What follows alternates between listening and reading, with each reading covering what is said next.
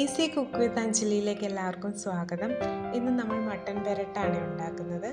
അതിനു വേണ്ടി 750 ഗ്രാം മട്ടനാണ് ഞാൻ എടുത്തിരിക്കുന്നത് കേട്ടോ. അതിന് വേണ്ട ചേരുവകൾ 3 സവോള, 6 വെളുത്തുള്ളി, ഇഞ്ചി ഒരു ചെറിയ കഷ്ണം, 6 ഉള്ളി, പച്ചമുളക് 7 എണ്ണം. എരിവിനനുസരിച്ച് ചേർക്കാവുന്നതാണ്. പിന്നെ ഒരു കുക്കർ എടുത്തതിന് ശേഷം അതിലേക്ക് ഞാൻ ഈ മട്ടനും ചെറിയ ഉള്ളിയും ഉപ്പും ആവശ്യത്തിന് വെള്ളവും കൂടി ഒഴിച്ച് വേവിക്കാൻ വെക്കുകയാണ്. ഇവിടെ കുഞ്ഞുങ്ങളുള്ളത് കൊണ്ട് തന്നെ നമ്മൾ ഉള്ളി മാത്രമേ ഇട്ട് വേവിക്കുന്നുള്ളൂ. നമുക്ക് ഗരം മസാലകളൊക്കെ ചേർത്ത് വേണമെങ്കിൽ വേവിച്ചെടുക്കാവുന്നതാണ്. അതിന് ശേഷം ഞാനൊരു പാൻ വെച്ചതിന് ശേഷം എണ്ണ ഒഴിച്ച് നമുക്ക് സൺഫ്ലവർ ഓയിലോ കോക്കനട്ട് ഓയിലോ ഏതാണ് വേണമെങ്കിലും ഒഴിക്കാം. അല്പം എണ്ണ ചേർത്തോളൂ. അതിലേക്ക് നമ്മൾ സവോള അരിഞ്ഞു വെച്ചത് ഇട്ടു. അതൊന്ന് നന്നായിട്ട് വാടിയതിന് ശേഷം നമ്മൾ അരിഞ്ഞു വെച്ചിരിക്കുന്ന പച്ചമുളകും അതിലേക്ക് ചേർത്തു. ഇനി അടുത്തത് ചെറിയ കഷ്ണങ്ങളായിട്ട് അരിഞ്ഞു വെച്ചിരിക്കുന്ന വെളുത്തുള്ളി നമുക്കതിലേക്ക് ചേർത്ത് കൊടുക്കാം. പിന്നെ ചെറിയ ചെറിയ കഷ്ണങ്ങളായിട്ട് അരിഞ്ഞു വെച്ചിരിക്കുന്ന ഇഞ്ചിയും. ഇതിൻ്റെ അകത്ത് നമ്മൾ യൂസ് ചെയ്യുന്ന എല്ലാ ഇൻഗ്രീഡിയൻറ്റും നമ്മൾ എടുക്കുന്ന മട്ടൻ്റെ എമൗണ്ട് അനുസരിച്ചാണ്. ഇപ്പം ഞാൻ 750 ഗ്രാമല്ലേ എടുത്തിട്ടുള്ളൂ. അപ്പോൾ അതിനനുസരിച്ചുള്ള ഇൻഗ്രീഡിയൻ്റാണ് ഞാനിവിടെ യൂസ് ചെയ്യുന്നത്. നിങ്ങൾക്ക് ക്വാണ്ടിറ്റി കൂടുന്നതനുസരിച്ച് ഇൻഗ്രീഡിയൻസിൻ്റെ എമൗണ്ടും മാറ്റിയെടുക്കണം കേട്ടോ. ഇനി നന്നായിട്ടൊന്ന് ഇളക്കിയതിന് ശേഷം അത് ചെറിയ തീയിൽ വെച്ച് വേണം ഇളക്കാൻ, അല്ലെങ്കിൽ പെട്ടെന്ന് കരിഞ്ഞു പോകും. അപ്പം ചെറിയ തീയിൽ വെച്ചിട്ട് നന്നായിട്ടൊന്ന് ഇളക്കിയെടുക്കുക. ഇളക്കിയെടുത്തതിന് ശേഷം നമുക്ക് ആവശ്യമുള്ള പൊടികൾ ചേർക്കാം.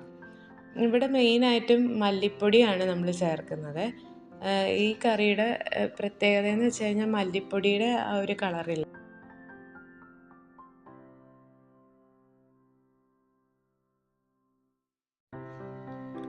ഈ കറിക്ക് മല്ലിപ്പൊടിയുടെ കളറാണ് വരുന്നത്.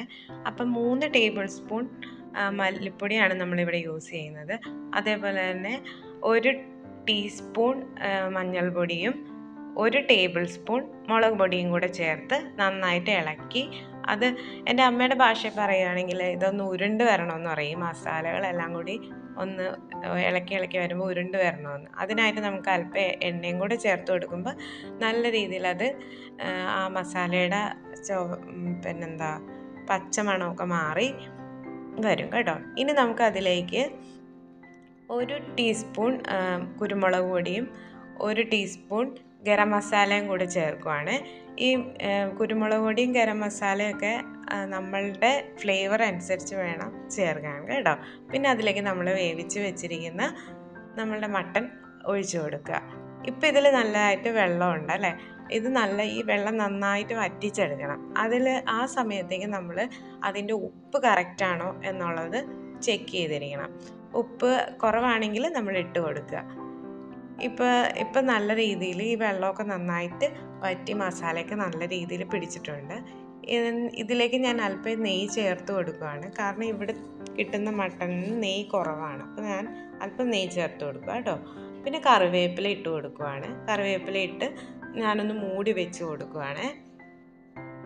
മൂടി വെച്ചതിന് ശേഷം ഞാൻ ലോ ഫ്ലെയിമിലാണ് ഇട്ടിരിക്കുന്നത്. അതിലേക്ക് ഞാൻ കട്ടി തേങ്ങാപ്പാൽ ഒഴിക്കുകയാണ്. കട്ടി തേങ്ങാപ്പാൽ ഒഴിച്ചു കൊടുക്കുക. ഇനി നമുക്ക് തീ ഓഫ് ചെയ്ത് കൊടുക്കാം. ഇനി തീ ഓഫ് ചെയ്തതിന് ശേഷം നമ്മൾ ലാസ്റ്റായിട്ട് ചെയ്യേണ്ടത് വിനാഗിരിയിലെ ചൊറുക്ക എന്നൊക്കെ പറയും. ആ വിനാഗിരി നമ്മൾ അല്പം ഒന്നിട്ട് കൊടുക്കുക, അല്പം ഒന്ന് ചേർത്ത് കൊടുക്കുക. പിന്നെ ലൈക്ക് ആൻഡ് സബ്സ്ക്രൈബ് ചെയ്യാൻ മറക്കരുത് കേട്ടോ. പുതിയ വീഡിയോയുമായി വീണ്ടും കാണാം. Thank you for watching.